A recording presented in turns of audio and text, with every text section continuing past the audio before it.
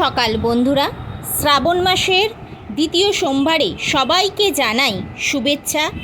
সবাই মিলে বলি চলো হর হর মহাদেব, জয় ভোলানাথের জয়, জয় মহাকালের জয়।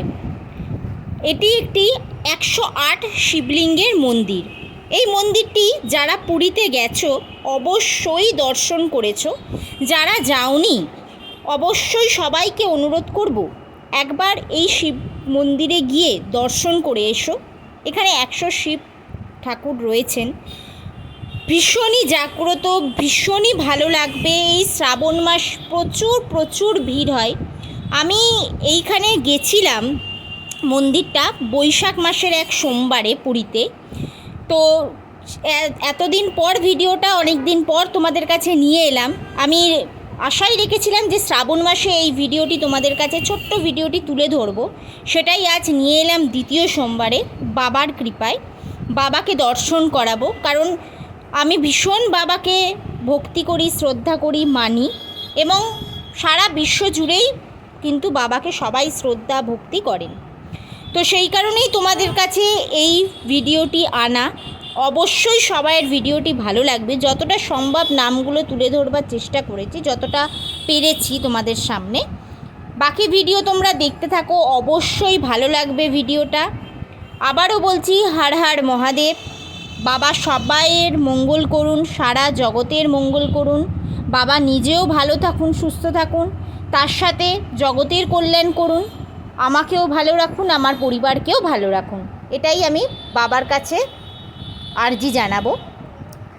তোমরা সবাই বাবাকে প্রণাম করো, সবাইয়ের ভালো লাগবে বাবাকে দর্শন করলে। খুবই দেখো শান্তিপ্রিয় একটা জায়গা। এখানে ঢোকার পর মন একটা অন্য রকম হয়ে যায়। তোমাদের কি বলবো, অবশ্যই তোমরা দেখতে পাচ্ছ সেটা।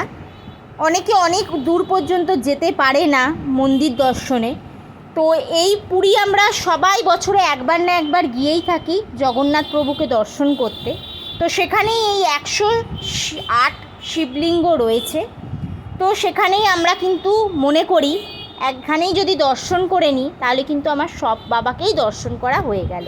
এটা আমার নিজস্ব মতে আমি মনে করি। সবাইয়ের মত আমার সাথে এক নাও হতে পারে।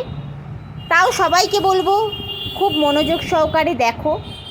বাবার নামগুলো যতটা সম্ভব আমি যেখানকার বাবা রয়েছেন সেখানকার নামগুলো আমি তুলে ধরবার চেষ্টা করেছি। তোমাদের ভিডিওটা সবাইয়ের কেমন লাগলো এই শ্রাবণ মাসে ভিডিওটা দেখে অবশ্যই আমাকে কমেন্টস করে জানিও। একটা লাইক করো আর প্রচুর পরিমাণে ভিডিওটা তোমরা শেয়ার করে দাও। আমি আশা করি সবাইয়ের সকল মনস্কামনা বাবা কিন্তু অবশ্যই পূরণ করবেন।